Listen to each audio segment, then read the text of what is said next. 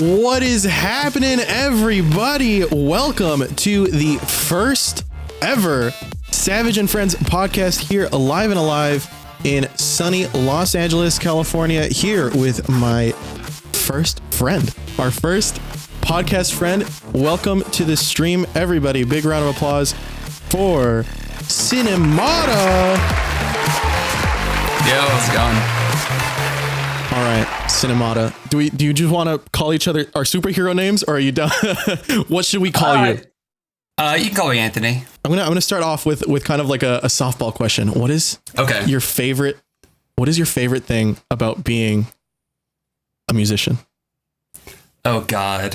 I would say it's just being a dreamer. I'd say, like you have this big ambition, right? And it's like you want to see yourself get to that stage, and that's just kind of like what kind of drives you, I think. And that's kind of always a very kind of soothing thought, just kind of imagining that utopia at the end, whether it be real or not, Personally, like my music journey, it started in elementary school when I picked up my viola the first time. I know you've had like a story with kind of similar with your own little concerts that you've done that I've seen some footage of.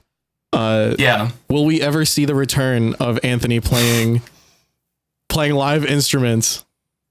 Oh my gosh. It's funny. So like growing up, I did like piano competition, like in piano, like recitals and stuff like that.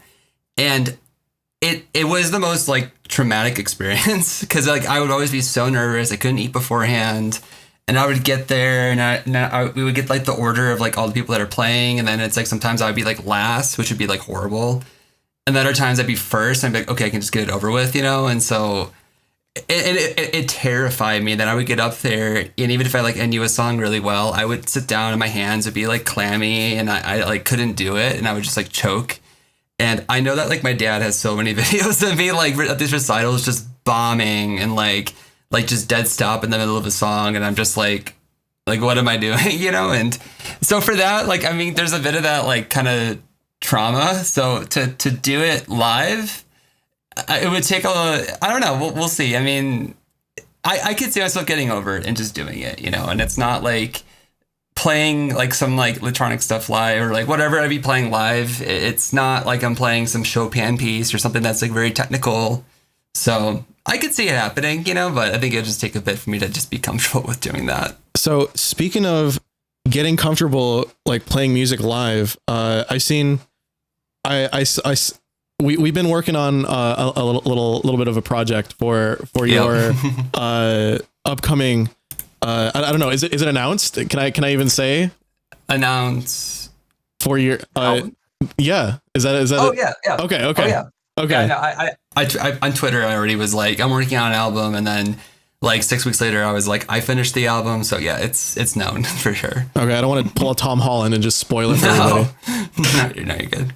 No. So your upcoming album, how long has it taken you to actually get that sound refined? Like to write the album? To like how long did it take you to get there, right? From little Anthony playing the concerts, bombing those concerts with his parents and with the camcorder. It's like, you're doing great, Anthony. All the way up till now to where you're like, yeah, dude, I'm releasing a whole album and it's going to be badass. I mean, I would say it took 13 years because that's when I started making music in 2010. And even back then, I'm pretty sure I had the idea of like, oh my God, I would love to do an album one day, and there's been periods of time where like, I think like a couple years ago, I kind of thought about doing like an extended body of work, but even like an EP can be really challenging a lot of times because sometimes it's like just having the thought of like, oh, I'm going to write like a 5-song EP.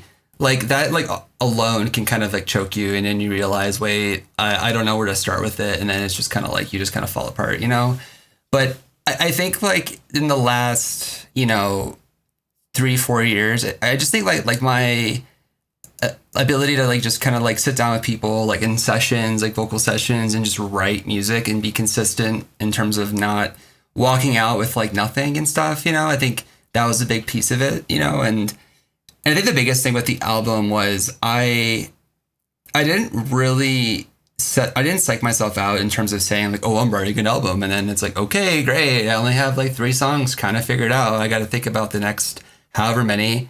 But because I had a lot of like ideas started, and then at some point, I would say about halfway through the process, I realized, you know what, like these ideas all really work well together, and I can honestly transform this into an album. And that's when I kind of like tweeted out like I'm working on this album, and then that's when a couple other tracks came together after that. But in that way, I don't know. I think it's just like, over this course of, however many years, it's just like I finally got to a point where like, I could, produce and, write songs efficiently enough where it's not writing an album wouldn't take like 2-3 years, it took more like, I'd say about maybe 6 months or so, like kind of, maybe there's a couple ideas I think there's a couple ideas that were started like maybe a couple years ago, but most of it was done like within 6 months or so. So that's awesome. So 6 months, like to complete this like awesome sonic palette. Like it really is like such a, I've listened to it. I've listened to the, to the album, and it feels like this like collective palette of like, here's this sound and a lot of it. And I feel like you've gotten that future bass sound kind of dialed in. It kind of reminds me of how like when you watch San Holo perform, you're like, you know what you're going into. Yeah, definitely. You definitely have your own sonic signature.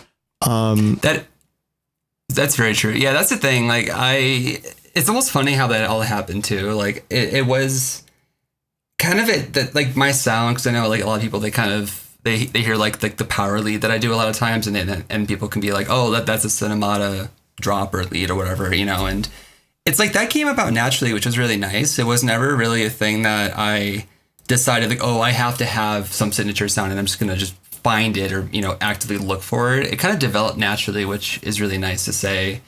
And I think a lot of it too is because like I don't think there was ever really a point in terms of me making music where I ever like successfully sounded like a specific style of music or like some future bass stuff where it's like, oh yeah, this just sounds like everything else that's like future bass, where it sounds like these other artists. It's like I never like got to that point where I was able to imitate something.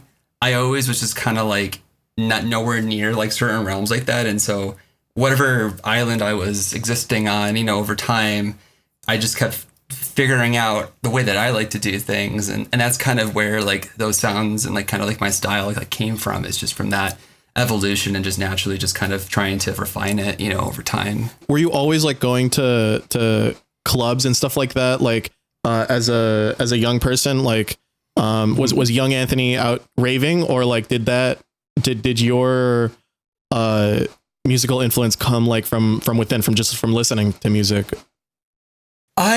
So it definitely started from listening, but early on I did go to like a lot of festivals. So like it's no secret, like for me, like my very first artist that I was ever a fan of was deadmau5. And that was in like 2009, because a friend of mine from like my hometown, it's like I remember once upon a time I asked him, yo, like send me like 5 artists that I should listen to or something, because I just need to find more music, right? And one of those artists was deadmau5. I don't remember the other 4, but the deadmau5 one I remember because I went through his entire discography, and that's where I was like, wow, I love this. This is amazing. This is like, I was obsessed and everything. And then my first concert that I ever went to was with him, and that was in 2010. It was Soldier Field in Chicago. Oh, yeah. Is that the one that they have the concert recording of? No, that's there's an album that like was recorded like of a concert. No, I don't think it's that one. Yeah, I think that was somewhere. I think it's Toronto, actually. Yeah, I think it was Toronto. Yeah, so it's the same era, though. Yeah, definitely. Yeah. So that was like my first concert, and it was very. I mean, that was great. I mean, I love that. That was so like full circle, like a little bit of a full circle, because it's like I love this one artist and I'm obsessed with them, and now I go to see him live, and I was like super about that. But then after that, I went to like Lollapalooza in Chicago. Spring Awakening was also at Soldier Field. I went there like 2011, 2012, 2013. Like I went to a lot of festivals in high school, and then like early college too. Like I would take the train down from Milwaukee and go to like North Coast Festival, stuff like that. So I did a lot of like raving, when I was younger. That's awesome. No, I'm kind of the opposite. Like I've kind of started online. I see all this artists, like, and I see all these concerts online, and I'm like, oh, I want to do that. And the first time I went to like a Life in Color, it was like my buddy Sully, who makes music under that name now. Sully, I helped him with his homework for college, and then he's like, bro, like you're a badass. And then he gave me these tickets to go to Life in Color, and I'm like, all right, bro. And this is in Michigan in the dead winter. All right, the snow is up to our fucking waist, dude. Like snow is. God. And we're going to Life in Color. If you've never been to Life in Color, guys, Life in Color is they spray. There's a giant net in the sky, and you're like, okay, like I don't know what's gonna happen there. All right, that's just looming. Yeah. All right? My God. People in the crowd just throw in like with little like ketchup and mustard bottles that are clear, but it's just paint, and they have like paint cannons on the stage. And so like in order to go to Life in Color, you have to like be you have to be dressed appropriately. You have to have like white shirt and shorts, right? So in the dead winter, there's no coat check where we're going. And the parking was like $20, and we're like, we're not about to pay $20. So we park at the local church, which is a walk away. And so we leave our jackets in the car, and we just sprint over to this venue. All right. Freezing cold, and then we're in there, and then we're like packed like sardines getting wet. And then like halfway through the concert, like that big net that's just been looming, just like I think one of the drums, it just fucking splashes everybody with paint, and now you really feel like a sardine. And then I will say good. Oh, after everything, you're all wet, you're like, oh shit, we have to go back to the car now. That's like the thing though, I will say, like, you know, especially when I was like younger, I mean, the festival experience, like it was a whole experience, like in terms of it tested your stamina, tested your feet, it tested like everything. I think the craziest story for me was, I remember this was at Lollapalooza, and it was pouring rain. It was raining all day, you know, it was massive puddles everywhere. And I think we're waiting for Dead Mouse to come on, actually. And everyone's standing in ankle deep water. It was deep as, and it sucked. But, it was so like, oh God, this happened. So someone next to me took a piss in a bottle, like they put it in their pants, took a piss, and then they poured it out into the puddle that we're all standing in. And then, that's awful. Yes. It was so disgusting, because then I felt like my feet get like a little warm and everything, and I was like, oh my God, like that's so gross. It was just like, dude, I didn't say anything. Like, what am I gonna say? Like, because then everyone around would probably be like, what the, you know, like, it could be a whole thing. But you have to live with that person in front of you for a while. Yeah, basically. Yeah, I'm pretty sure I threw out those shoes and socks after that. Because I mean, they were mud soaked. They were like Converse, and they were ratcheted. But then, you know, after that show, it was, because in Chicago, I think on weekends, it was like, what was it? I think it was like, there's like a 12:40 train back to like my hometown. It was like Geneva, but that was the train that you go to. It was 12:40, but then there was like, I want to say a 2:40. But during the week, it was hourly, so 12:40, 1:40. So the thing was, if you missed that 12:40 train, you're going to be stuck in that train station for 2 hours, and you're not getting back. Shit. You're not getting home until like 3:30, 4 in the morning. Yeah, it sucked. So like that was one of the things where it was like, you know, you had to figure out like if you were going to stay to the end or you're going to leave a little bit early, and then because you had to haul ass up Madison Street back from that was Union Park, or you had to like haul all the way back up to it was Ogilvy Transportation Center. And sometimes it was like you got on the train and it was like 2 minutes later it left and stuff. But it was an experience. And that's like kind of what was fun about it, you know, was that it's just like having to kind of deal with those kinds of things, you know? So. Yeah, no, I feel like the festival isn't just the music experience. It's like the adventure before and after. Yeah, and it's like survival. Yeah. It's like we have like a whole bunch of people. We're all fucked up. Yep. Oh, man. It is such a war. To go to some festivals. I enjoyed it. Like I enjoyed my experiences, like going to the couple of festivals I've gone to, but like, man, I like now going as as an artist or as a friend of an artist, like going backstage. I'm like, this is so much nicer. This is so much more chill. having like a trailer, you know, that's like air conditioned, it's stocked with booze and food and whatever the hell. Yeah, like it's great. And that's the thing I would say, you know, like kind of, because I was a fan early on. Like that was like my perspective. And then I remember like going to even like in Milwaukee, I went to, it was the Miramar Theater, like for a lot of like shows in like 2015, 2016 and stuff. And I was always kind of in awe, like whoever was playing, I was like, oh my God, like that's, you know, I think one point we had like Midas there. I know like Flex Pavilion played there once. We actually had Millennium too in 2016 there. And I was always very like, ooh, like that.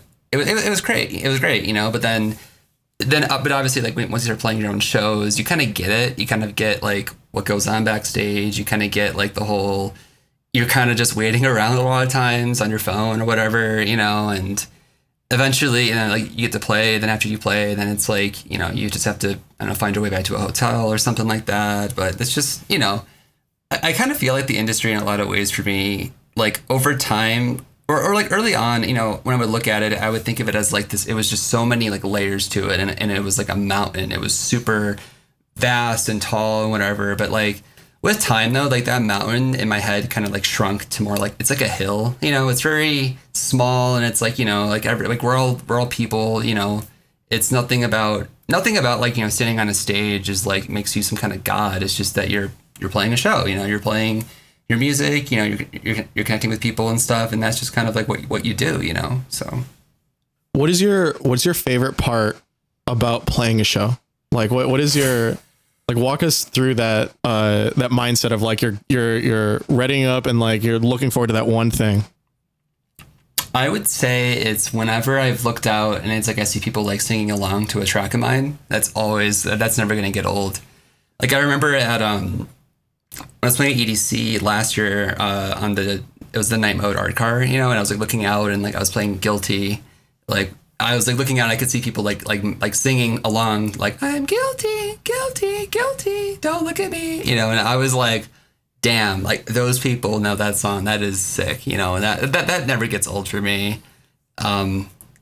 Yeah, and it's also too, like the thing is too, it's like, you know, there's always that little, like I think for me, I don't really get like stage fright anymore, really. I mean, except for like shows where it's like a really big crowd. Maybe I have a little bit of butterflies, or I'm just like, do I have everything on me? Do I have my flash drive, headphones, adapters, all that? And it's like if you got a chance to like sound check, then it's a little better. But maybe you didn't get a chance to. But it's like it should work. I mean, it's your flash drive, it's Pioneer mixer, you know, CDJs. It should just work. You know, but once you plug in, then like your playlist comes up or whatever, then it's like, okay, I can breathe, you know. And then after that, it's like it's like honestly the most relaxed that I am the whole night usually, you know, because it's like, okay, like things are working fine, you know. Yeah. Until something breaks, but you know, it's usually doesn't happen, you know. So speaking about Pioneer DJ, like CDJs and stuff like that, what advice would you give to somebody that's like, because I know a lot of bedroom DJs, like they see the CDJ and they're like, oh, it's a fucking spaceship. Like I'm not at home anymore. Like what advice do you have to the beginner that's starting out, that wants to DJ those big festivals and clubs, that has only like a little Newmark controller at home? That's a good question. I think I would say first, you know, if you have the ability to get like some kind of all-in-one record box, something, that's great. But also if you can get like a MIDI controller that's compatible with rekordbox, that's also great, you know, because at least that way, once you learn, like as you're learning to DJ, you're getting familiar with using rekordbox, you know, and to me, like being familiar with rekordbox is more important than the surface that you're playing on, I would say.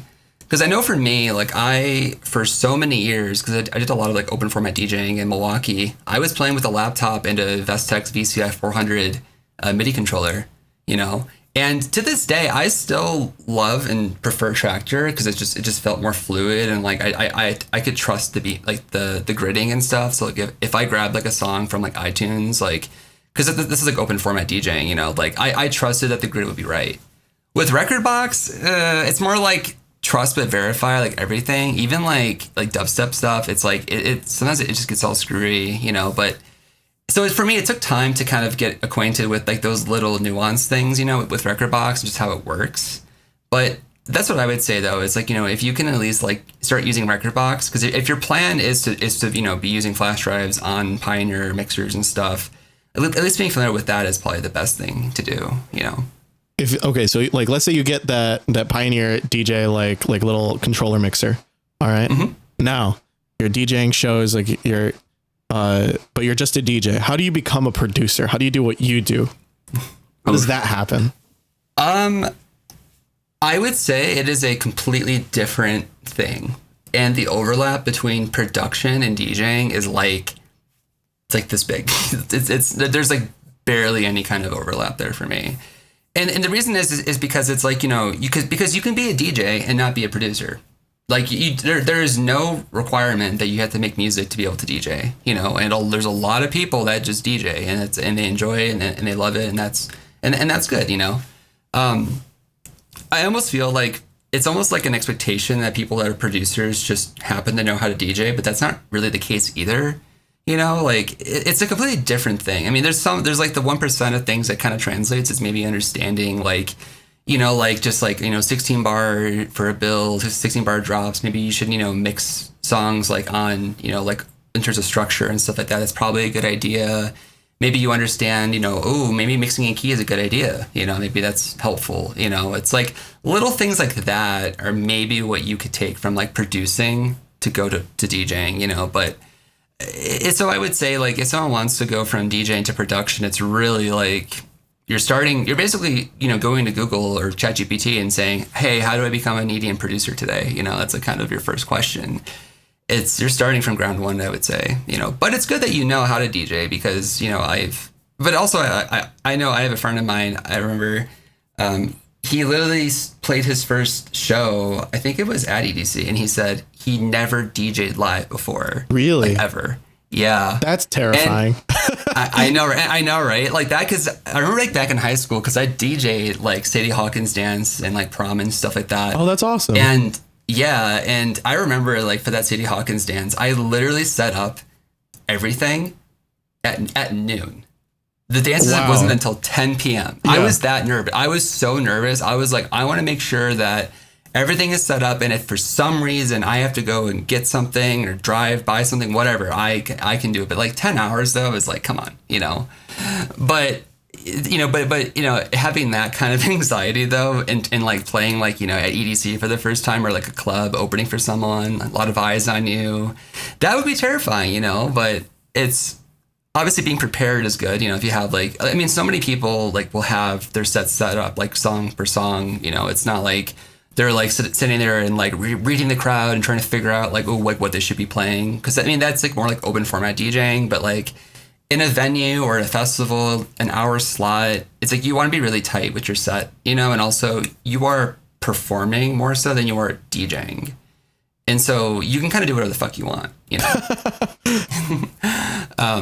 but that anxiety though for him, I know it was pretty severe, because he was like freaking out about it. And I was like, dude, it's okay. I mean, you have your songs prepared. He's like, yep. I'm like, all right, you're fine. Like you'll like you can figure out how to DJ on the fly, really, I would say. But I'd be shitting myself. I'd be like, what is going on? I know. Like I've never touched that shit before. I'm like, what? Yeah. But that's why like I have that similar anxiety. So like I very early on, I'm like, no sync button. We're going to learn how to beat match. So that way, like I don't have to rely on sync button, because I don't trust it. Yeah. Because early on, like I was also performing like high school shows and stuff like that. And like I had the Tractor for iPad app, which was great. Oh, nice. It was an awesome app. And I had, I remember like I mapped my Novation Launchpad to it. So it would like play pause and like play cue points and shit. Nice. And it was awesome, but sometimes the beat grid was off, and I'm like, well, okay, so I got to learn how to like, I got to get like some platters and learn how to do this. And so then my next thing was the record box version of the DDJ RX, I think the original one. And that was the first time I learned how to like actually like beat match and stuff like that. Oh no, before that I had the Tractor S4. That I forgot. Okay. The Mark II, the one with the silver platters. That was a lot of fun. My very first controller was a Hercules RMX. Hercules RMX. Oh, those guys. Yeah, it was like the aluminum. I don't know. It was like silver. Couple Are those jog all wheels. in one? Like you can just plug a USB in it? No, or that's a controller. No, yeah, it had a sound card on it too. Oh, it had a sound card on it. Mm-hmm. Nice. Also, it also had 2 inputs as well. So you could, I know at one point I was doing like DVS, so I had the two like turntables and running that through DVS and Tractor and stuff. That's you could badass. do that, yeah. Mm-hmm. But that's crazy that you learn how to beat match and stuff in sync, because like I never did. Like I like early on, like because I have 2 like turntables and like I had the DVS, so I thought it'd be cool to learn it, and it's like it was fun, and I also like I've gone to like record shops before and like went to like the clearance aisle and just found some like old house tracks and stuff and just brought those home and just wanted to like just try and beat match and stuff, and like I could kind of do it, but it was always really difficult, and I mean kudos to the people that knew how to do it or had to do it, way back. But yeah, I just prefer syncing. It's just so much.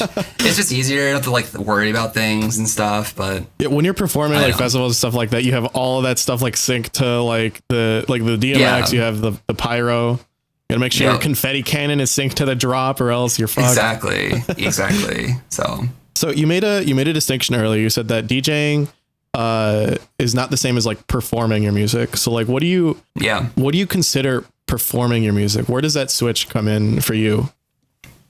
I would say it's if you're gonna play a set underneath like your artist alias or whatever. To me, it's like whatever that hour is kind of whatever is for you to say whatever you want to say, and do whatever you want to do within reason. Obviously, like if you're at a festival, that's where I think it's really like you can do whatever the fuck you want. Whatever kind of set you want to play bangers, like whatever. It doesn't matter what time slot it is. It doesn't matter who's playing after you or before. It's a festival. You do whatever you want, The only thing is, it's like, if you're playing like at a venue, and you're like, maybe you're like the doors opener or something, maybe you should be a little more chill. Maybe you shouldn't go crazy.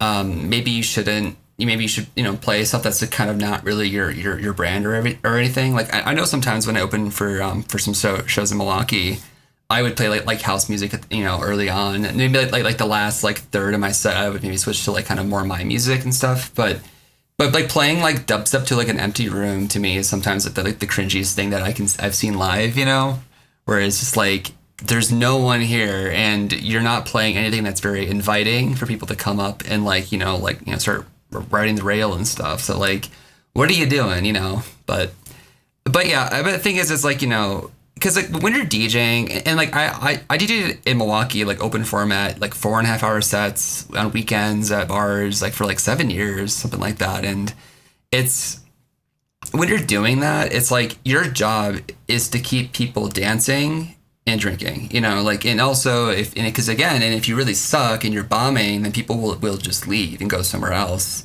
And then you cost the bar money, whatever. So it's like, you're really there to do a specific job. And that is to read the crowd into, work, play what you think the crowd wants to hear and read from that and, kind of go from there.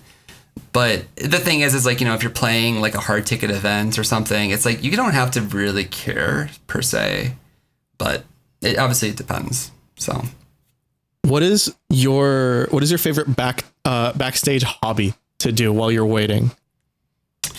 Oh, that's a good question. Hopefully, there's people there. It's not just you. What if you're by yourself? Like, do you bring a Nintendo Switch? Like, what's that? What's that look like? I haven't yet, but I probably would. Probably bring my Steam Deck or something. That'd be probably the best. Got the Steam Deck. What kind of games are you playing on that? Oh, that's right now. I recently played through Minecraft Legends on there. It's also, emulation is so sick. I've played through like Burnout 3 a few times, like just all the crash courses. That's awesome. Those are so much fun.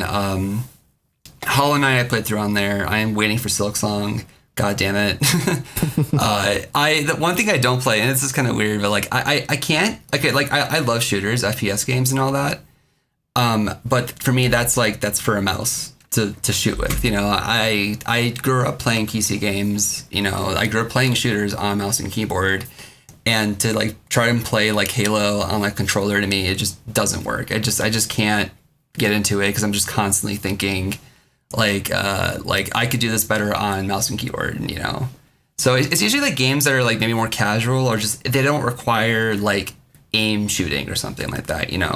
So like Diablo 4, when that comes out in a few weeks, like I'll be playing that on the Steam Deck, because I actually played it on Steam Deck like during the beta, and it's great because again, you're only aiming in 2 dimensions. You know, you're just pointing yourself, and like that's totally fine. It's just a 3-dimensional thing where I can't do that well. No, that makes sense. Well, I heard you're global elite in CS:GO. I heard that from Sherman. Thanks to him and carrying my ass. But yeah, I mean, like no, it's funny because it's like, I mean, right now I think I'm like DMG right now, but like I want to get better. I'm waiting for CS2 to like really sit down and break all my old bad habits, you know, and like really get good, you know, because that's a game that I really enjoy, you know, and it's like if I want to play a game and be like really stimulated by it, like that, like CS is like my favorite for that, I would say. Have you ever played Valorant? I think I did like for like a day or two, but then I was like, I don't get it. I don't know. I tried it, and I was. We gotta play with you guys. We gotta play Valorant with Anthony. Yeah, I could try. I could try it again though, but yeah, I just know there's all those. I don't even know what you call it. Like all the all those powers or something you can like change. I mean, there's like a wall hack thing. You can like turn on wall, like you can see through things. Yeah, I forget there is a wall hack in the game. There's some mechanic for that, you know, and it's like, what the hell, you know? So it's badass. It's cool. Yeah. No, it makes sense in the game. It's a lot of fun. The next question I get that's more music related, shifting gears back. Yeah. What advice would you have to somebody that's just starting out in music? Like I want to do music, that I want that to be my career. What advice do you have for the aspiring musician? Don't do it. Like, don't do it to yourself. Don't. It's it's my dream, Anthony. Okay. So, and that's like you know, if I can't stop you there, then okay. You know, and I think it was, one of my, my piano composition teacher, she would have these like get-togethers like with all her students, and I think it was like we went to like TJ Fridays and stuff like that, and they kind of just sat down. I still remember this. One of them, he was actually going to college for music, like composition and stuff. I think he had something he said, which was like, you know, if you're gonna pursue music, you have to like, what was the quote? It was if you want to pursue music, you would have to rather die than not do it to really if you want to pursue that, you know. And I kind of agree with that, where it's like it has to be basically music or death, because it's just with how much shit you are going to go through and just how often your mental is going to be just completely fucked, and you're going to have so many doubts and wondering why you're doing this and all that. Like, because a lot of times it's like you might realize, like, why am I doing this? I'll just put this on the shelf and not touch it again, you know. But it's like you have to have that it has to be some like fire in you that you're like, I want to do this. This is my calling, the end. And so because otherwise, you know, trying to get through all those moments of just I don't know, you know, depression and stuff like that, it's hard. But anyways, back to like, you know, like someone that wants to get into it. I think the biggest thing is, let's say I've already decided that, like, all right, I'm dying for this cause. Yeah. So to me, there's two things there's two ways you can learn or figure things out, right? You can work smart or you can work hard, you know? And working smart is sitting down and like reading a manual for like Ableton, going on YouTube, watching videos and like taking notes and like actively learning and taking in information and trying to understand what the hell you're watching and what the hell's going on. And then there's working hard, which is you sit down and you try to take what you kind of know and try to apply it to writing music and try to just make something happen, you know? And I think early on, it's like that ratio to me should be like you know, like 90 to 10 or something. Like 90% of your time you should spend working smart, you know, and like watching tutorials and stuff like that. Also mentors. I mean, that's a big thing. I mean, the last 3-4 years that's really popped off, you know, is artists like offering like mentorships and stuff, like one-on-one calls. I do it too, you know, and it's like, to me, that's a really great way to kind of like have someone help you like understand, like, you know, like the things that you don't know at all, or like what like and also the saying, like you don't know what you don't know. It's like a lot of times I've given it to people and said like, hey, look, you need to figure this out. And then they're like, you could just see the light bulbs go off and they're just like, oh my God, wow, you're so right, or something. And it's like, if I wasn't there to give them that help, it's like that might have taken them years to figure out, and that's the thing. So it's like, like being actively learn, actively take in things, maybe find a mentor that, someone's music that you really like, like reach out, see if they offer it, and do it, like learn that way. And then eventually over time, I would say you can start to kind of, like push more to just trying to figure shit out on your own, because that really is where, your approach and your style really develops, is from that. Yeah. Because if all you do is just learn things from other people, you're going to just be like the colligate, just the sum of all those parts. You're going to be the sum of whatever you've taken in. But over time, though, if you struggle with it and you just kind of figure out your own little tricks and stuff, that's where your identity comes from, I would say. So. No, I think you're always still learning. Like, and that's like you said, you don't know what you don't know. The other day, I was checking out this new plugin from SSL called Subgen. Mm-hmm. Have you heard of that? Mm-mm. It's like it's like a sub-synth generator that takes your incoming signal and then generates the sub frequencies from it. So like, you give it like let's say you give it like a drum loop, and then like the kick is like tuned like to like 120 hertz, which is really, really high, right? Yeah. For a kick drum. Then you set the low band to be like half of that, which would be like the octave below, so 60 hertz, and then it'll just generate that, and then you can generate all the harmonics in between for that, and you can saturate it and give it a lot of harmonics. And I'm like, that's brilliant. Like, I can make bass harmonics for things based off of like I didn't even consider doing that ever really, besides just like, I need to replace the sub on my kick drum, let me just replace it like manually with like another, like with an 808 or like something punchier. I never thought to like synthesize it. I'm like, that's fucking brilliant. Or you just find a better sample. Yeah, that's true. But like, if you want to like, if there's something you really like about the sample, or like there's something you really like about a synth, right? You're using a synth and it's just really thin sounding, and you want to just add, or they have an example on it where they recorded a thunderstorm, like for ambience, and then all of a sudden, like it was a rumbling thunderstorm. It was like you could feel it. I'm like, that's brilliant. That is so smart. Like for sound effects and like and other stuff, like just in that same vein, where you can just add a rumble to things. And I'm like, I've never considered just adding a subsynth to things that like harmonically generates things below. But yeah, you're always learning, and I think it's super important to like stay humble. Even as and read manuals, like you said, like stay humble, read manuals.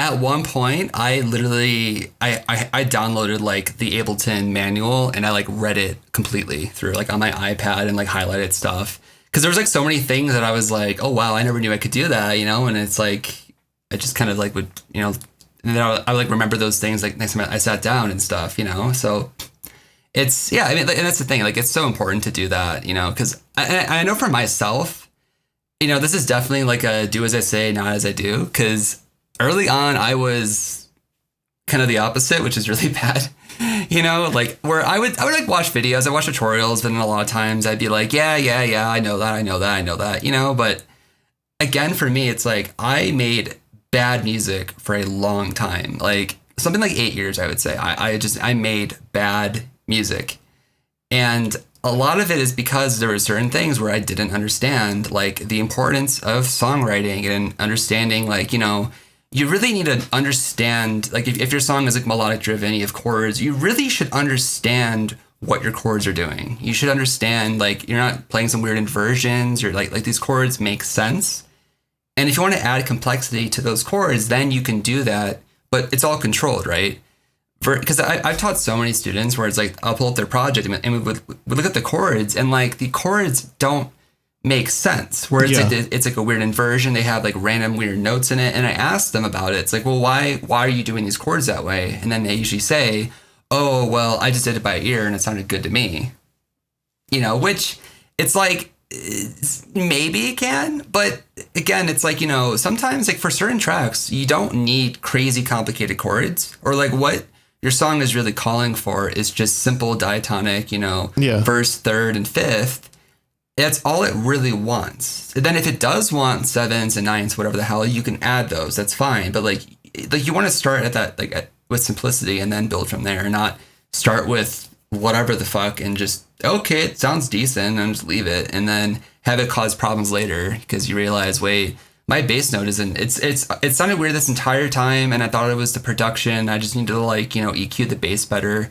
No, it's actually because your bass is playing the wrong note. Or something, and I've seen that in people in like students like projects, and I'm just like, you gotta not do that, and because I did that at one point, you're basically playing the wrong note, and like all of a sudden your like chord doesn't have the same kind of oomph to it, doesn't have that same kind of feel. Exactly, So what would you? Well, let's say I'm an aspiring musician. I want to I've decided. All right, it's music, yes, or death. All right, it's music or we hit the can. All right. Yep. So we're charging right into it. How do I come to Anthony for help for music? You said you're a mentor. You have a mentorship. How do I look you up? So it would be join my Discord group. And then I know a lot of people that use Patreon. I decided to use Discord subscriptions because I already have a community on Discord. And I just didn't like the idea of having to kind of start over and have to start from scratch with a Patreon. I don't know. So I would start there, and I had different tiers for subscriptions. The second tier gives you access to a bunch of tutorials and song breakdowns and stuff. And then the third tier, it gives you access to discounted one-on-one mentorship calls and stuff like that.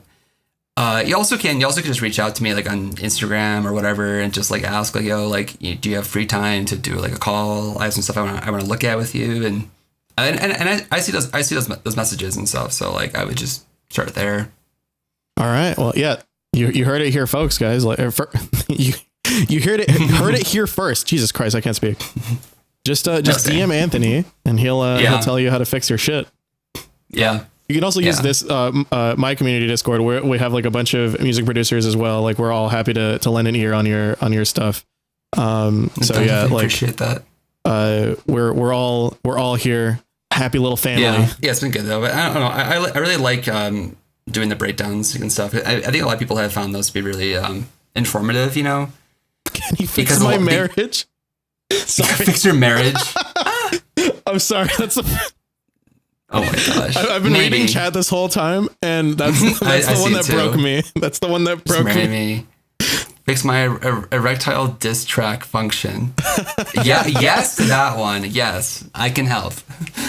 Oh my god, that's really funny. That's so good. Oh god. Yeah. Speaking of diss tracks, you have there's a little bit of a diss track that you've got kind of cooking up.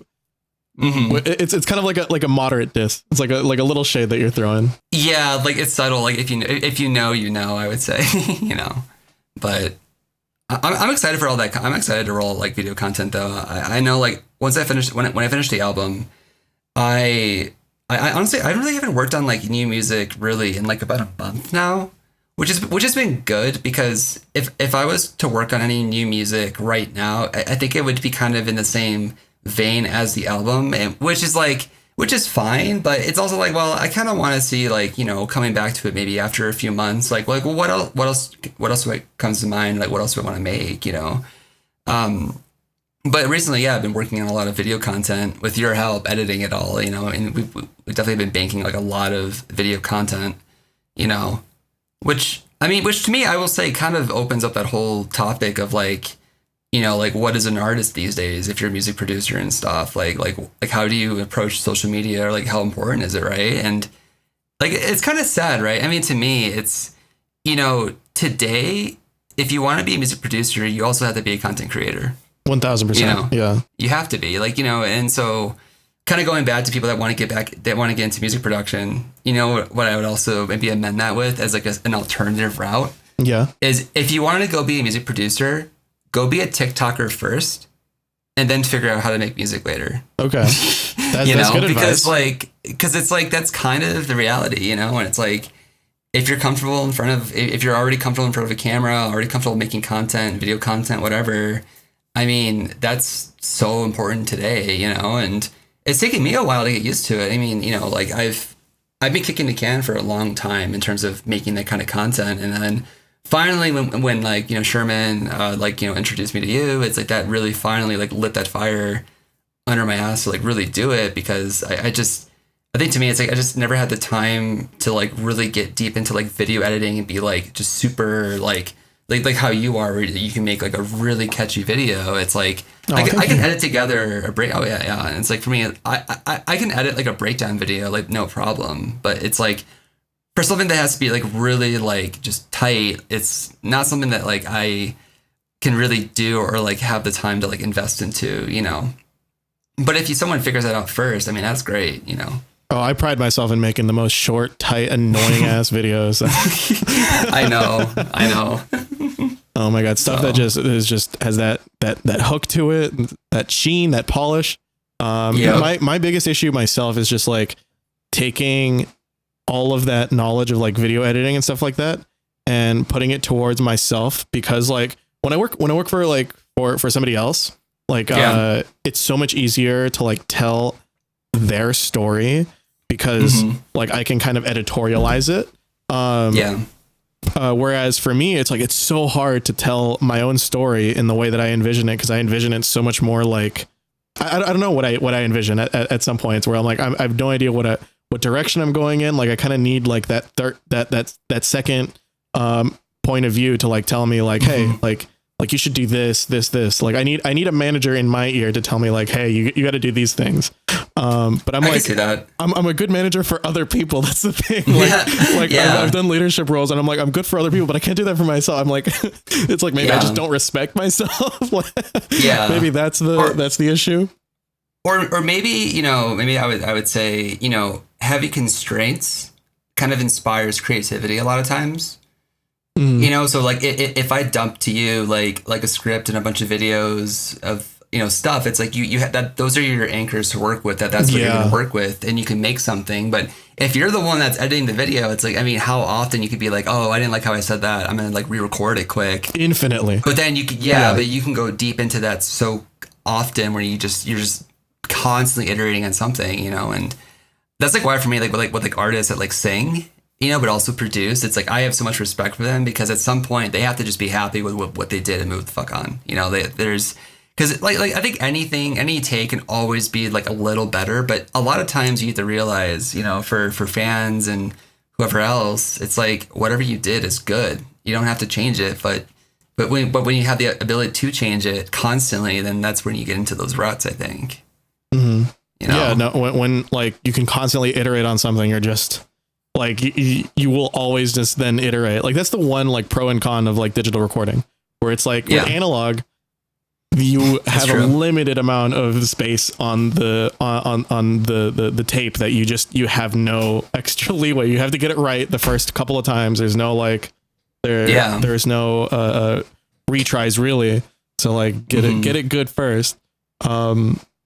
So yeah, I think that's one of the curses with digital, is that you have infinite possibilities, but at the same time, like that increases the time that it could take you infinitely. I think me and Nifri in chat, we've been working on on a project ourselves, to kind of help inspire that creativity. Or I don't know if it's a semi joke or like if it's like reality, but we're like, fuck it, we're gonna drop 1,000-song album. Fuck it, we're gonna drop 1,000 songs. It's gonna take us how long it takes us, but we're just gonna do it just for us. How long are the songs though? Like 5 seconds? We don't know. Okay. Yeah, like maybe it's gonna be generative. Who knows? Like the quest is there, right? Like we laid out the quest, the goal and the stakes for it, right? And so like I think you were right. Like setting little goalposts for yourself, like having some framework around the thing can definitely help you move forward. Like the intro to this podcast and stuff like that, it's like so asset mashed when you like it's quite literally like sampling in music. Like I took like a bunch of assets that I had and then I made this like intro that like looks really pretty, but I had like Like I spent like an hour on it. Wow. But it looks really tight. I need to go back and fix a couple of things. There's like some transition issues, but it's like the timer runs too fast because it was rendering like so slow as I was getting it. I have to redo that. But video editing is like, I didn't notice. Video editing is so similar to making music that it's so second nature to me. But like if you've never done it before, you're like, oh, what the hell? What am I doing? Yeah. It's like going to the CDJs for the first time. No, it's for real. What is this? Mm-hmm. You know, it's funny you say that because like for me, I find music creation to be very similar to engineering and like CAD design and stuff like that. Really? That's what yeah. Because I mean, for me, because my background is in mechanical engineering, you know, and I do a lot of CAD design, 3D design for things, and it's like I have found that music has made me a better engineer, and being an engineer has made me a better producer. Which is really weird to say, but it's so true. Like you literally engineered the desk that you're using right now. Super dope.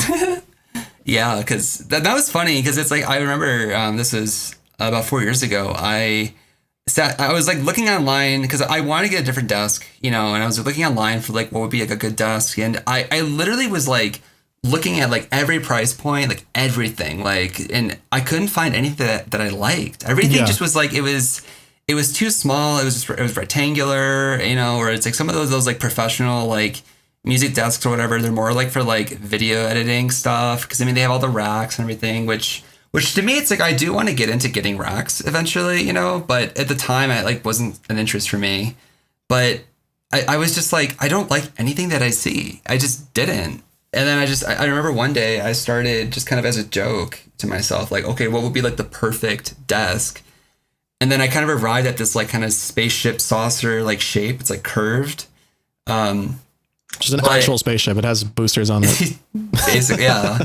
Yeah. And I started as a joke, but then I was looking at it more and more. I was like, wait, I could make this. And then at the time, like I was moving into a house at that point, and there was this upstairs room that was like really wide and tall, whatever. It was like an attic space, but it had like the slanted ceilings, but it was finished. And I was like, oh shit, I can actually make this like for that room, you know? And I ended up doing, I ended up doing that where, so I designed out all like the trusses and everything and all the wood. And then at the time I was in this, it was a maker space. So it was like a community space where like there was like CNCs and lathes and all this stuff. It was a community thing. You pay like a, kind of like you pay like it was like $50 a month, I think, to like be a part of it. And like I had my people there that like could do like CNC like woodworking for me, and I kind of just paid them cash, like, hey, you know, can you cut some things out for me? Then that's badass. I did my own machining on our Bridgeport for like some of the parts I needed, and then I learned how to finish wood there. And then I still remember this, like the day before I moved in, like no, actually the day that I moved in to that house was the same day I picked up the wood pieces that were drying overnight. Really? Yeah, it was really tight, and it was a long project because there was a lot of like learning that I had to do in terms of, because like I've used like Bridgeports like the like lathes and stuff like that before, but I had to kind of like remember how to use it and stuff. So it was like a 2-month process to kind of do it all. But I you know brought all those pieces to like my house at that point and built my desk that very day, and I love it, and I still use it today. And like I have like a new design that I've been working on for a while. I've been kind of iterating on like just Mark different II. ways to. Oh my god. Yeah, like cable management, because I didn't even think about cable management with this first version. And you are such an engineer, because that is like you're like, dude, we got to iterate, we got to make it better for the next one. Exactly. Yeah, and then I also want to make it modular, where like you can like configure the desk so like you can have a shelf or drawers, but you also can expand it a little bit more to have a rack. So you can have the rails and you can mount stuff as you want. That's badass. Yeah, because it's like to have a rack, like a rack wide thing that's a shelf is like, it honestly looks really weird. Like it's too wide for a shelf. But if you want a rack, then great. You can configure it where you can unscrew the piece of wood that's like the inner leg and mount it to like the inside stuff. And then you can have a full rack there, you know, and it's like, that's something that I want to do, you know, and have that be something that I could potentially like sell in the future. I would love to do that, you know. Producer desk. Yeah. Producer desk Mark II. made by the producer that made by a producer that sits in front of it all day already. No, I got the output arcade because it had the rack slots in front of me that I don't have occupied right now because I don't have I've seen those. I don't have the money for it just this second, but I have the sidecar with it that does have that has the preamps for all of my synths, which is super nice. And I have kind of like this fake analog thing, which is this console 1 controller, which is the reason why I have that is because I used to work as an audio engineer for live producing and live recording. So what you do there is you'd have your mixer and you'd press the digital mixer you'd press the track and then you'd have your gate, EQ, and compressor for every single track. And so I was so fast at that. I was so good at that now when I go to digital and I'm I want to mix something really, really fast for a client, I'll just use this. I'll just turn this on and then it's mixed within 50 minutes. And then wow. That's as fast as I've gotten a rough mix ready to go. And I just throw it into mastering. Just cause I'm cause you use your ears with this. You use your ears and it's so much easier to use your ears than it is to use your eyes and then click a little mouse to drag a squiggly line up and down. No, definitely. Which is cool. My voice is cracking all over the place. No, you're good. Yeah. No, I feel that. And I know for myself, there's, I have a Sub 37 over here, a Moog, and I bought it because I think at some point I was so sick of twiddling knobs with my mouse, and I was just I want to know what it feels like to turn an actual filter knob, and yeah, I mean, and it was great. And it's funny because I got it. I got this maybe 7 years ago, 8 years ago, actually. And I remember the novelty was really sick for a few weeks. And then I think I didn't really figure out how to actually integrate it into my workflow. And so I didn't really use it a whole lot, which was kind of, I mean, it's okay. But I think the issue was I was trying, I think my mentality was, I was well, I can make this sound in Serum. So why am I doing it on a Moog? But the thing is that there are sounds that you can make on a Moog that sound really sick, and to remake them in some kind of synth, a soft synth, it's you're not going to get the same sound. And I think the last maybe a few years, I kind of remembered that, and I actually started using my Moog for a lot of basses and stuff. I mean, it's called the Sub 37 for a reason, But yeah, I love it. I really do enjoy it, and it's really nice because again, you have to commit to that sound. You record it in. It's that's your sound. I mean, you can EQ it and do stuff to it, but you can't you can always reprint it, but then you have to re-record it. Something. I doing stuff with analog is such a pain in the ass, but it feels like it's so worth it after you're done recording it. You're oh yeah, that sound right there. Yeah, did that with my heart, and you can't make that again. Yep. You literally can't recreate it ever again. That's why the synths that I have here are they're not they have no memory on them. So nice. It's always it's a brand new thing, which is a pro and a con at the same time, right? You have no idea. I agree. If you're gonna stumble back on the same sound. But I think that's the limit. Like you said earlier, limitation breeds that creativity. So I think that is Definitely. It's so useful to have that little thing. So you're always recording it, and if you're not recording it, you get penalized for it. That's so true. So true.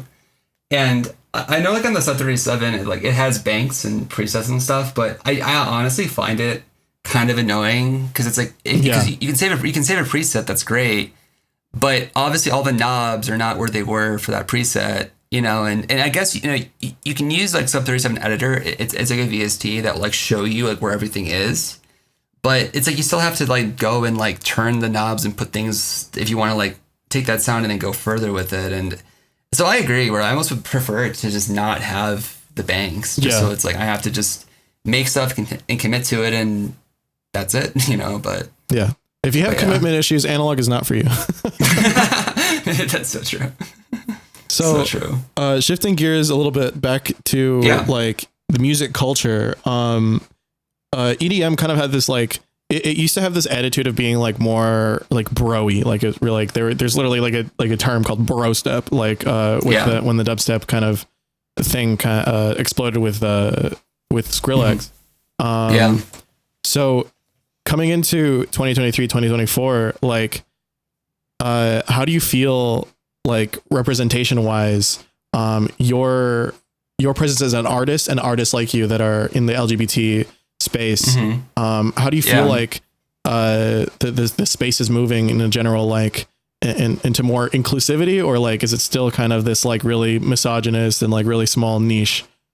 I honestly think it's definitely moving in the right direction, and I think it's great to say, like, every time I've gone to, like, I mean, when I went to EDC in 2021 and 2022, like, I would look around and I would see, you know, LGBT whatever. I mean, I would see, you know, guys wearing, like, I mean, whatever, you know, like rainbow shirts and, you know, like short shorts, whatever that makes them happy, you know. And it's like, and I love seeing that. It makes me feel comfortable, like, to know that it's like I'm not like, this is not some like space that's like not for us. It's for everyone, really, you know. And that's always good. And I really think, you know, and also, like, whenever I go to like shows and stuff, it's like, you know, there's always like it's a lot of young people, and which is good. I mean, because I couldn't imagine going to, like, you know, like a classic rock concert or something, and you go there and it's probably like all people like in their 50s.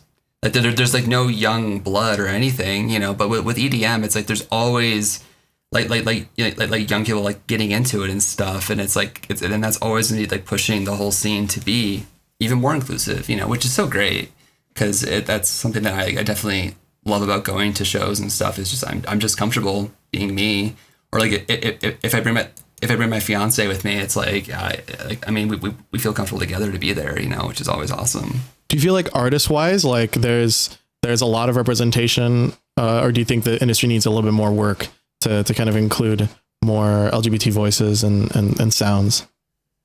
I think it's doing pretty good right now. I mean, there's a lot of people.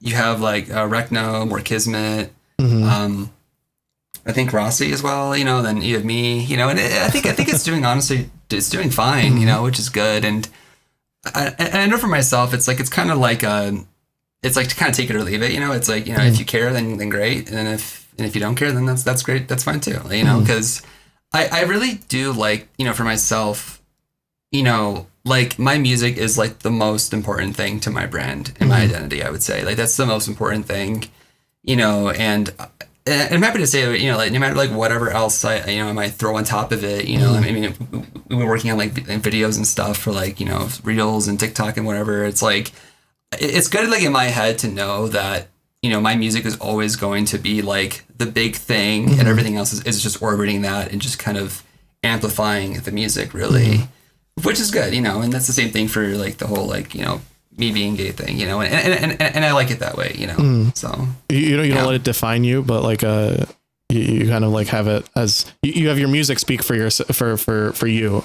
is what you're trying to say. Exactly. Yeah. Okay. That's respectable. I can agree with that.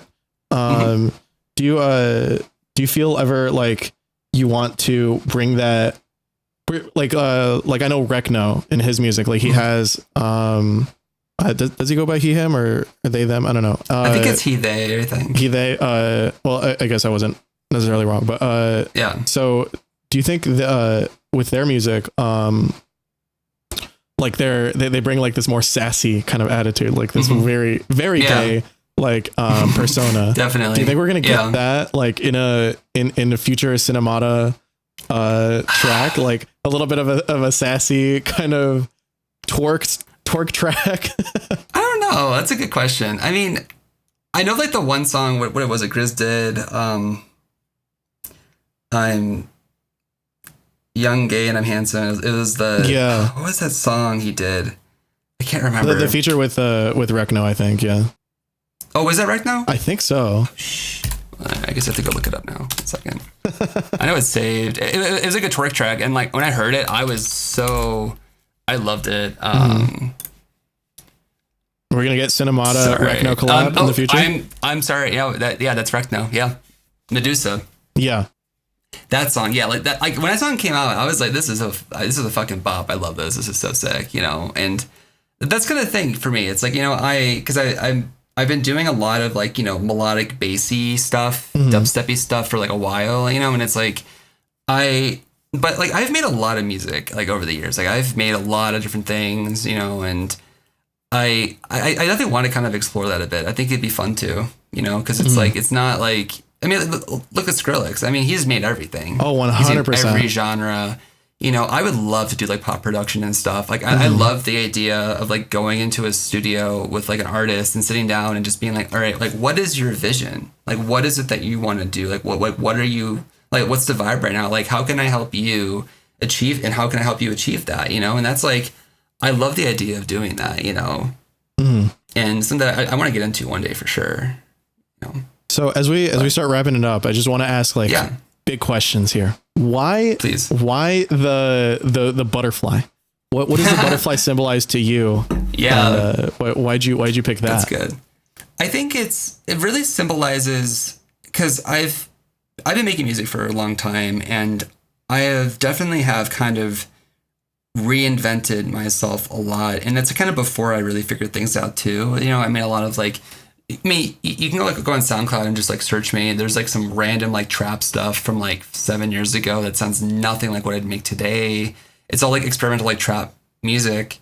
And then, I mean, then at one point like I pivoted into like future bass and like mid tempo and like all these other genres, you know. And it's like, for me, it's a butterfly. You know, it goes from like a caterpillar to a butterfly, and it's it's such a massive change.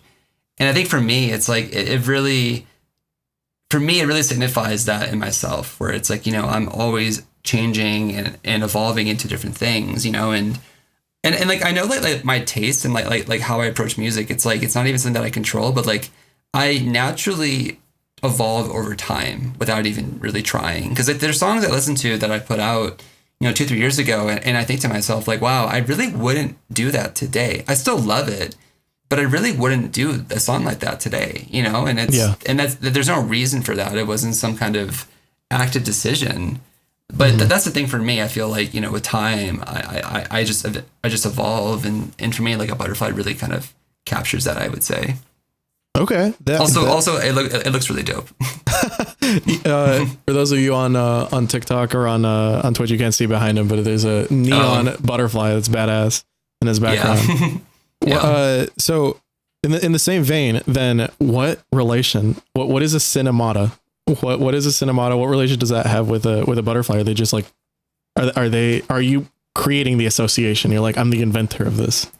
Yeah, definitely creating the association. Okay. Yeah, because the word Synymata, I think I've told a story before, but like a long time ago, I was in a duo, and my partner is JB. He went by Mata, Mata. That was like his solo project. And then when we started working on music together, it was kind of like, oh, like what would be a cool alias? And I eventually arrived at Synym. Would be kind of cool to go like Synym and Mata, kind of like Nari Milani, like kind of like it's like a duo thing like that.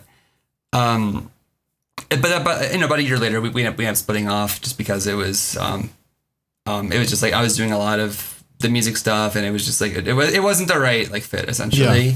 And then that name got shortened to Synymata, and that's like how that name came about. And I know some people they think like, oh, like your stuff is like very cinematic, so that must be like, oh, Synymata, cinematic kind of thing. Yeah. The phonetic pronunciation is the same, but that's just a coincidence. Interesting. But yeah. So it's quite literally like not even like no, yeah. Nothing to do with anything. It's just a word that came out. Yeah, and so I think for me, it's like I definitely have always liked having a name that was it doesn't mean anything, or like you kind of instill meaning in it. Like you know, for me, it's like Skrillex. Oh, exactly. Yeah. I mean, like, what does Skrillex mean? It's just his handle. You know, what is a Skrillex?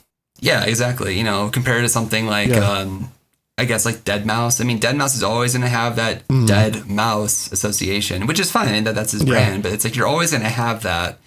You know, but I mean, names like Tiesto, same thing, Galantis. Yeah. Like those names like that are, you know, it's just like it doesn't mean anything, you know. But then you can compare that to something, you know, like slander, for example. You know, like slander, like the definition of slander is like, you know, like you can slander someone with mean comments or whatever. And I mean, to me, that's a dope ass name for like if you're making like really like gnarly like dubstep and stuff, which they used to do like a lot. Like I mean, 5, 7, 8 years ago, whatever. Yeah. You know, and now they definitely pivoted, I would say, more towards like more melodic stuff for like the releases. Well, but it's okay though, because to me, it's like in people's heads, I think like when you think of slander as the artist, like you don't think about like mean comments. You just think about it's slander. Yeah. You know, which is fine. You think about it in the context of it. You don't think like, exactly. Yeah. You don't think of somebody defaming somebody. Exactly. Or like when my tweet earlier today, when, like when I said, we're going to be looking at your satanic messages in your music. Yeah. Which I don't think you had, unless if you like, where are the satanic messages in your music? I don't think I have any. I know for the album though, like everything is kind of in the same vein of some kind of introspective or like some of the hooks in the song, I'll say this. It's like one is like, just say so. Or another one is used to be so strong.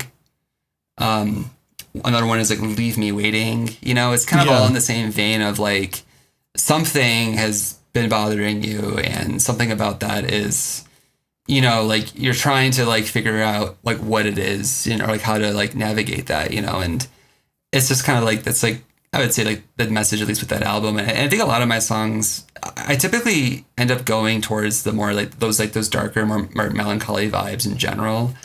I don't know why. I just think it just kind of resonates with me more, I would say, personally. Yeah, and if you reverse track 4, you hear Jeffrey Epstein didn't kill himself. And there we go.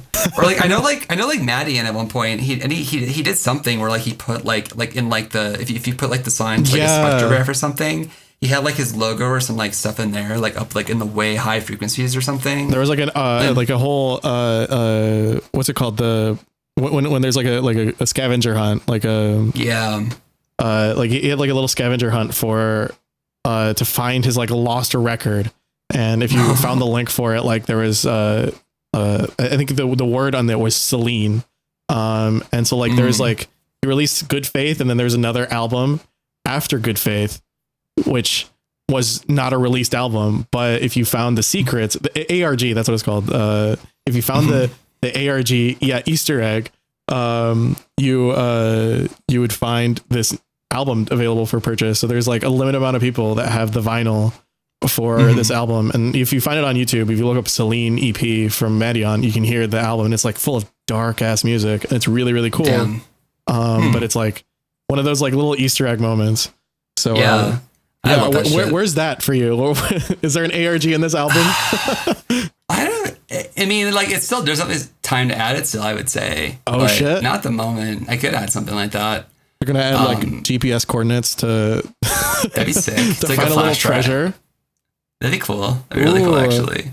I mean, I love the idea of like, you know, like putting like unreleased stuff like on a flash drive, and just like, maybe at a festival, you just kind of hide it somewhere and say, hey, it's flash drive. Make sure you find it. If you don't find it, I mean, the cleaning crew will, and they'll throw it out. So, you know, it'll be kind of fun. I had an idea in college to like start a band that would only play like shows that are invite only, and you'd slip people like little cards that like come at this thing, and you can bring like 4 friends, and like you can only get the invitation from like and it's like this whole like spy operation kind of thing. And I think it wouldn't work. I think it wouldn't work, but like it's a brilliant like basis of like a movie or something. Like I'm sure like that would work in Hollywood, but in real life I'm like there's no way that can work after I thought about it a little bit harder. But yeah, dude, I love like the secrecy and stuff like that. Maybe Synymata can have some of that like secret lore. Yeah, no, for real. Where's the game theory on Synymata? I know my Discord she's always asked that, like, oh, like, is this like lore or something? Because I've sent her like some snippets of songs and stuff, and it's like I was thinking like, oh, like what is my lore? Like, what is do I have that? You know, and it's like it'd be kind of cool to do that. I think to like really kind of you could bring back the mask guy. You can bring back the mask. Oh yeah, that thing. You can bring it back in the music videos for the lore. Yeah. Just shit. We're gonna have to make the Synymata extended universe now. Yeah. I mean, on that note though, with the mask, like I'm so happy that like because that was actually an engineering project that I did. I literally designed this mask that was magnetic and like would flip back and forth, and there was like magnetic contacts, and then there was like electrical contacts in the headpiece. So the lights were like, they would turn on, and then when you flip it, the other side would light up and stuff because the battery pack was like in my pocket. And so I thought it was the coolest thing. I thought it was the coolest thing ever. I thought it was like really different, and hopefully no one steals it. Do you still have that like in your possession, like in your house right now? I do. I have the V2 somewhere. Actually, where is it? Might be in the garage or something. Oh, okay. I'm like, if you have it handy, dude, I'd love to see that. Put it on. Maybe. I don't know if the battery's charged though, but definitely next time. I'll just show it to you because it's funny because what happened was my manager, it's funny because like when he picked me up and stuff, I had the mask and he was like, his words were like, well, his music is really good. I hate this mask thing, but his music is really good. So fuck it. I'll, manage him and stuff. And the thing was, is like down the road, we had some people in the industry, like kind of, like deep in the industry that were like, again, their words was like, his music is too good for some kind of gimmick like this. Oh, okay. It's kind of the message that we received. And it really was a very like sobering thing. Cause then I was like, okay, if someone like that is telling me this, maybe I really don't have this completely figured out, And that it's funny because it was like, I was like just about finished with that V2 version because it was like all black and then like the eyes were lit up and everything. I had the engineering drawings too for it that like I made for it, and I was gonna do like a whole rollout with it. But when we like received that message, and it really was like, wait, I really maybe shouldn't do this right now. This is not something that I think is gonna help me. It's probably gonna hinder me. And I think looking back over the last 3-4 years, I think it would have. I really think so because interesting. It's a lot to swallow, I think, for a lot of fans. I mean, I know there's a lot of people that really like the mysteriousness and stuff. They love it's some kind of, it's also good branding. I mean, like, someone's playing live. It's like, it's not just another like, DJ just playing whatever. It's like, you see this mask and you're like, oh shit, like I know that or whatever. I think there's definitely a creative way to bring it back. I think there's definitely like some kind of a storytelling device in there. My favorite thing that I've seen recently is like Sudden Death. Presents Void, Yeah. And he has like the whole like Void thing, and he's got the whole like the antler like skull, whatever. I think that like if I ever bring it back, that's probably the way I would do it. Is like I would have like an EP or something, and it would be like Synymata Presents whatever. I don't know what I would call it, And then if I have like the 2-side thing still, I would have like very like polarizing tracks, maybe some that are like really like uppity and happy or whatever, and other ones that are like demonic and different or whatever. But and like I would go for like a very like just I don't know contrasty kind of set, and I'd have these switches all playing and everything. That's probably the way that I would do it, and I think that'd be a lot of fun to do one day. I think the time to do it too would be like I've told this to people, but it's like knock on wood. But like, like if I'm like on my 5th tour and I'm like kind of bored, then maybe that's the thing I'll do to spice it up a bit, Just for shits. It's like just for shits, really, And like you do it once and then you don't do it for like a few years, and then you get that you get people like demanding that you bring it back, and then you go on tour again. It's like. And the best thing is like, at certain festivals, like you can get double booked. You play 2 shows. Yeah. Which I love. I mean, I love how like, Porter, it's like he has, he has Porter Robinson, obviously. Then he has Virtual Self. Oh, thank you, Virtual Self. And it's like you can play both shows. It's so. Yeah, I think it's a badass idea to like to just for the fans that are like for example, The Weeknd. His stuff is all like a kind of a story that is being told through his albums, like, and through the music videos, right? And it started with Starboy, where Starboy had this like little bit of like cinematic aspect to it, and then ever since he's kind of like had this cinematic universe where he's existed. And I think when he's like announcing that he's going to stop being called The Weeknd and that's going to end, it's probably because like The Weeknd's character is probably going to end here in the next album when he releases it. And so now there's no reason for him to be The Weeknd because he's like done the trilogy of his music videos and art form. So I think like it's really cool to have that character, that alter ego I think a lot of artists do the same thing. Like Eminem is a great example. Like Nicki Minaj, like all these people have like this kind of like alter ego to themselves. Yeah. But I think music producers have a better have a better chance of doing that. Like where, you know, if you're Marshmallow, you can just play as another artist like later on in the day. Nobody would know. No, exactly. Yeah. So yeah, I think it's brilliant. Definitely. So can't wait to see you performing in a V3 of that mask. I think that'd be so sick. I think there's definitely a chance of making that an LED wall. I think that's the whole face, like making it a whole like LED like circle. I think that's the future. I think because the one that we had for that V2, because I was working with I can't remember who they were. It was the same people that worked on Cloud's helmet. And they've done a lot of like LED programming and everything like that. And like I shipped them the mask, like the base of it, and they went in and they like programmed like all the lights. It could do anything, like different colors, rainbow stuff, like whatever.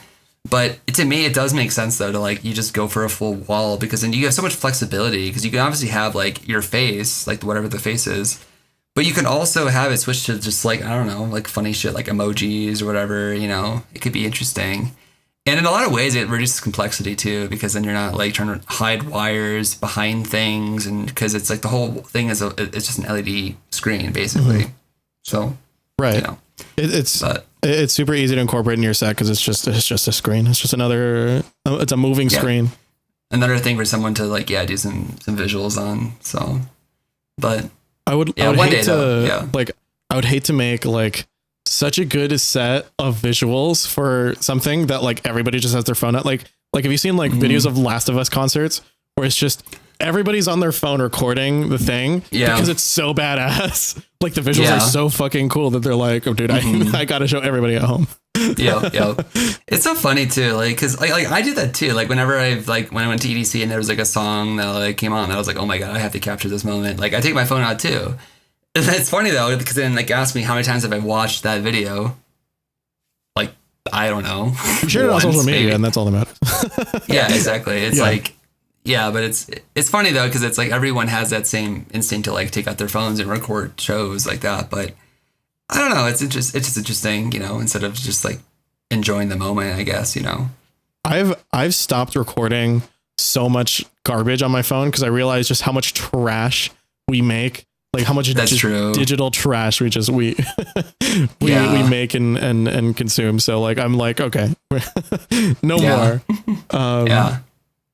So I think in the future your sets are going to be a lot of fun to watch for sure, especially with like a masked persona or without one. So speaking of future performances, when can we expect you to tour this album out? That's going to be super exciting. I'm sure. Yeah, no, that's something that I want to do. Not sure yet, because we're still in talks with labels in terms of like where it's gonna go. Fingers crossed, because and I know because it's like EDC weekend, it's like, you know, the whole industry is basically there, so it's like no work is being done in terms of, you know, future plans for releases and scheduling, and none of that's going to be done, you know, this like until after this weekend. Yeah. Until everyone recovers and stuff. So like we're still in process for that. I am praying that it comes out this year still, which is a little like, because the thing is, I mean, I've had songs that it's taken like a year, 6 to 12 months for it to come out. And sometimes it's great because it's like, okay, because then you can really build up a schedule for the whole year, and it's like you have that like way off, and you're like, okay, I don't have to worry about that now. But in my case, because I mean the last 4 or 5 months have been spent on this album. I mean, like the album is 11 tracks. Yeah. But none of those songs are have been shipped out as singles to be signed or whatever, because they're for the album. So it's like you got to take the whole album, and then we can talk about, you know, backloading like singles off the album. But it's like, if it doesn't come out this year, then I don't know. I'm probably just going to be like TikTok clips and stuff the rest of the year. Hell yeah. You know, which honestly, feed yeah, which is probably good, because again, that is the reality that is being a producer these days, is that you really need to be making stuff like for content for people to like engage with, and like just see your face, see your name a lot, you know, build that recognition, and then, you know, they can start following your music or whatever. It's just like a funnel basically to like kind of all your stuff. So, but we'll see. Hopefully it comes out this year. I'm praying like Q3, Q4 would just be perfect. Would you like to leak one of the songs right now? Exclusive leak. I'm joking. Like, you don't have to do that. Oh, okay. Yeah. Because I did play because I was watching the EDC stream in VR chat last night with a bunch of people from Discord, and I pulled up the whole album and we listened to the whole thing as we were playing bingo. Oh, that's awesome. Fun.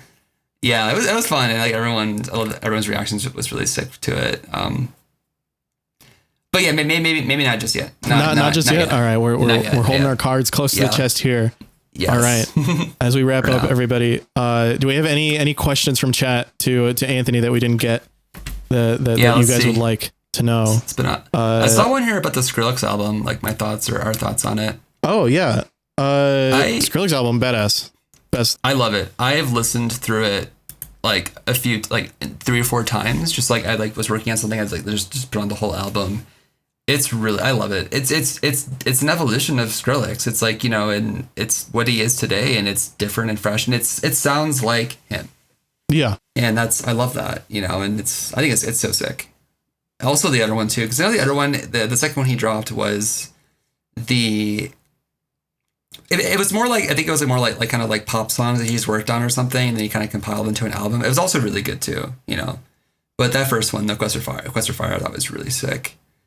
I like that they sample each other, like both of the albums, like they take from each other, and it's so cool to hear like where like Quest for Fire is like the amalgam of work. Like it's clearly like that one's the finished project that he wants, but he was able to use the colors, the palette from the Don't Get Too Close, right? Like he was able to use that color, that all of those elements and ingredients to make that Quest for Fire album, which is fantastic. I can't wait for there's a new album coming later this year. I know. I was like, I saw that. I was like, oh my God. He's on top of the world.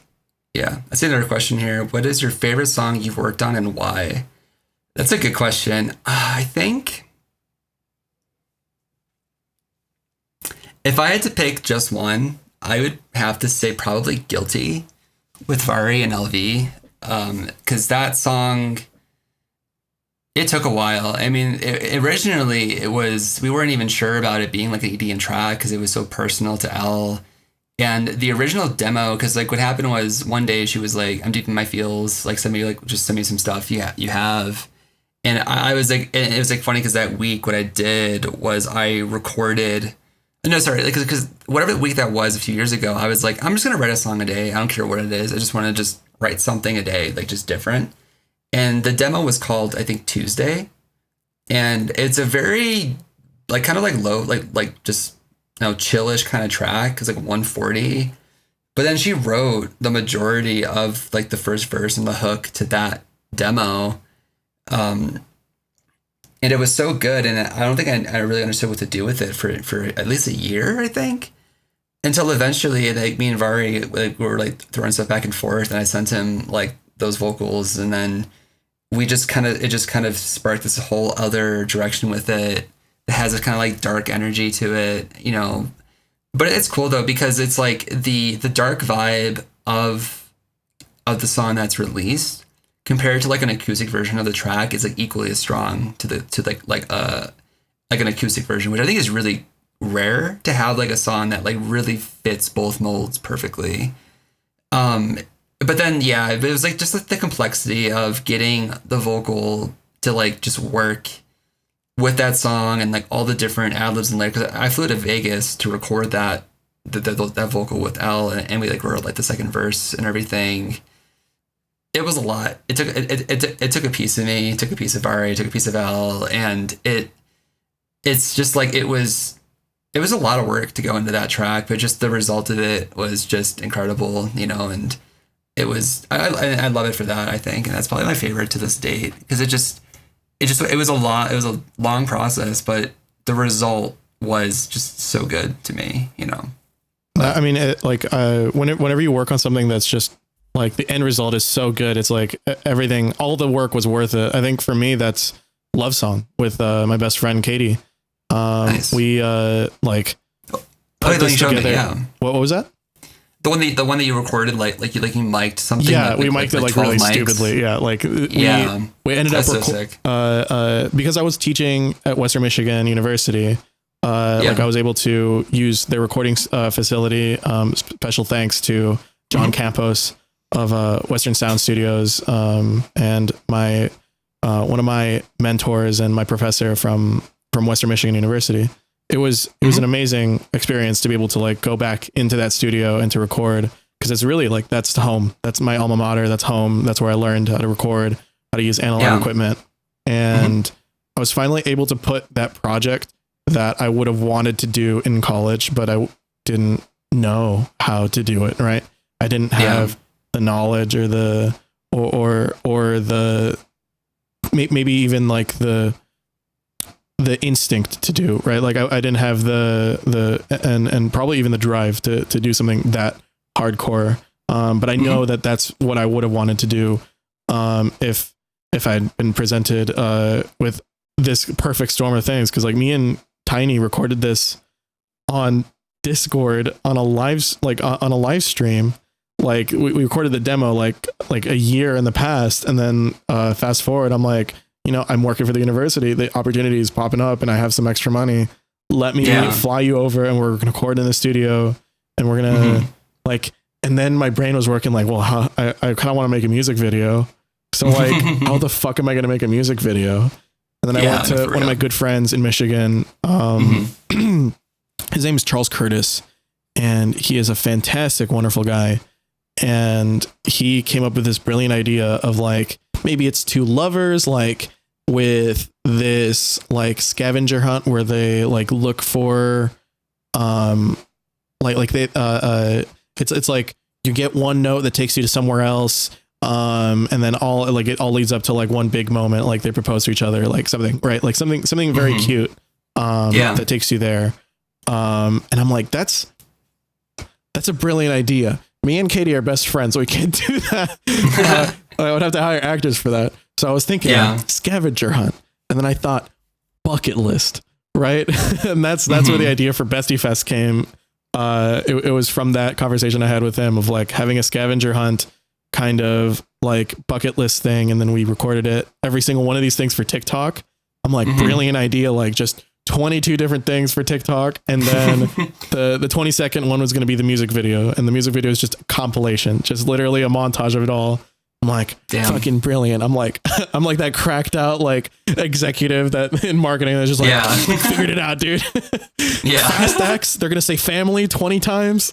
And there's going to be explosions. That was my big creative moment where I'm like, this is what I want the sound to be. This is what I want like the creative vision to be. It's like, it felt, I did everything for it, like released it on SoundCloud. Which is probably not the best idea, but like I did it anyway, just because like that's where the whole Twitch thing started. The whole like the reason that I'm partnered on Twitch, the reason that I have this audience is because of SoundCloud and the opportunity that was afforded me through that platform. So I'm like, we're gonna pay it back. Nice. This is gonna be like my one thing where I'm like, we're gonna do this as poetically and as romantically as possible. It's quite literally a love letter to myself and my fans, right? Like this is like the thing that I made with everybody, with the community. So it felt like a true love letter to myself, to audio, to analog, and to dance music. And so like I'm like poetry. We did it. I love that. Obviously it's not everybody's cup of tea, but I'm like, I felt really strong about that one. Well, hey, it's been a wonderful time here, Anthony. Where can people find you? Honestly, I'm happy that I have, my handle is Synymata on like everything. So, and then I also just give you some subs. So just look them up. Yeah. So like Synymata on every platform, even OnlyFans. Giving out three gifties to everybody. Oh my God. There you go. Yeah. I have the OnlyFans handle. Yeah. Maybe go subscribe, see if there's anything underneath it, but I'll say that there isn't, but I have that on everything. And then I know I have like my Discord, like I have the invite link is like on my SoundCloud bio. You can find it there. Also in my link tree on like Twitter and Instagram there too. So, yeah, you can find me anywhere. Join my Discord. That's where it's popping right now. So, all right. But yeah. Hell yeah. Find him everywhere on Discord. If you want to get lessons, you can go check out his Discord community, subscribe there. And also, album soon, TM, soon, trademark. Praying. Yeah. We're going to be seeing a lot of Anthony soon, sooner than later, hopefully. Yes. Content wise. Yes. We have been banking a lot of content right now, which has been good. So I'm excited to roll it out though. I'm excited to have that coming out. My manager will be so happy because he was like literally for for a while, he's like, dude, you got to be on that shit on the socials. And I was like, yeah, I know. I'm just, but it's been good though, again, because I was telling you, it's like, I'm trying to get this album done. Like, I understand that it's important, but I just want to get this album done first. And then, that's what we've been doing, which has been really great, just to be like focused on content, so. Oh, before we wrap it up, Beck's, my girlfriend in chat, she asked, do you get scared to perform live? And if so, how do you get through that? So to me, like recently, like playing like I'm trying to think the most like nerve-wracking show that I had. I maybe it was like so Slander that they did this Heaven Sent takeover thing at Ultra. It was like an after party, and I was playing like right after them at like 3 a.m. I mean, I think I had to I kind of went to the bathroom and just kind of like throw water on my face, looked in the mirror, and just kind of centered myself, kind of thing. But that's like the most but even that wasn't that nerve wracking. It was just make sure I'm not like just my mind's not like elsewhere or something, But I feel like the biggest thing is just being prepared for that show, and just kind of being prepared for whatever can happen. And I think to me, like, that really calms my nerves, But the thing is I think like, a lot of people have the same experience. It's like once you start playing, all those nerves they just go away, because it's like, okay, everything is working as it should. You made your set, you didn't miss your set, you weren't like off somewhere else, and people are like looking for you and shit. So it's like everything, all those worries are gone. You're good. And so I think that's just the big thing. Just being prepared. All right, just be prepared, and then everything will kind of line itself up. Hell yeah. Absolutely. So, well, hey, Anthony, don't want to keep too much of your time. Thank you for hanging out with us here on the first official Savage and Friends podcast. This has been a blast. How'd you this like so it? Great.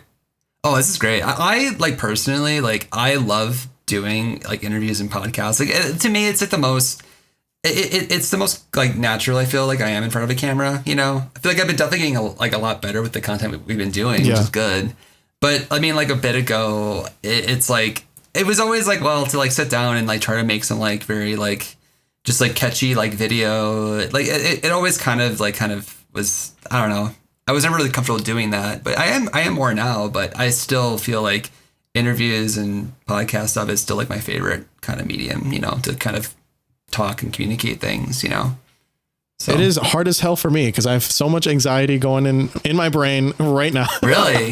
Do I come off? Do I come off real natural? Guys, yeah. Am I not cracking under pressure? Shit. Fuck, it's working.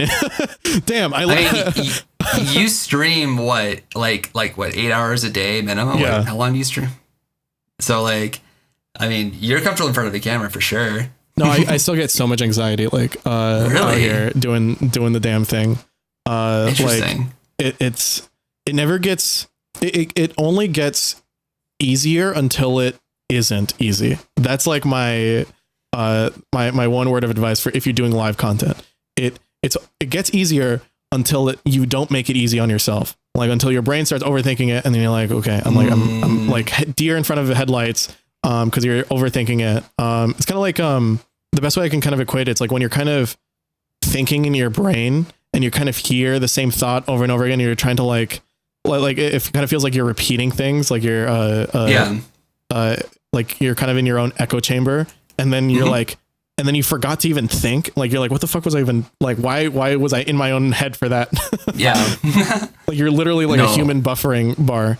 No, I feel that, and like I think for me, like in like social situations, it's like because I've had that, you know, like at backstage and stuff, like you're talking to people or like you want to talk to someone else, and like I've had that where I'm like, hey, I kind of want to like, you know, like meet this person or whatever, and then you're just kind of like you kind of get like locked, you kind of lock up, and it's like, and I'm like, shit, like why is this so hard? I mean, like people, you know, like they might know who I am, like it's not a big deal. Just go say hi, talk to them. But I totally feel that though, because it's like it really is that thing where it's like if you get in your head, it's just that it's a little feedback loop, and the next thing you know, you're just like frozen. You know, you just have to pay attention to everything else. Just pay attention to the other person. You know, have some eye contact. Not too much eye contact. You're like, oh my god, I'm falling in love. But true. Well, hey folks, thank you so much for hanging out with us. And definitely. For the good questions. We'll be back with another podcast soon. I don't know if this is going to be a regular thing, but I think maybe next time we bring on Sherman. I think that'd be sick. That's going to be a lot of fun. Yeah. He's going to talk about how he does his visuals and how, because he makes a lot of your stuff, right? My entire visual folder is just him. So we're going to figure out what makes an extended podcast where we're going to figure out who makes the actual Synymata. Yeah. Who's out here making doing the real work. Yeah. I joke, but Sherman's been making all those visuals, and so I think that's gonna be the next podcast sometime soon. Don't quote me on it, but this was a fun little experiment. I enjoyed myself, and I hope I did too. Hope the audience, you guys have enjoyed yourselves. You guys got a little bit of gifties, so you didn't come away with nothing. Alrighty, so, we're gonna wrap it up here. Sounds good. All right, love you, buddy. Take care. Bye.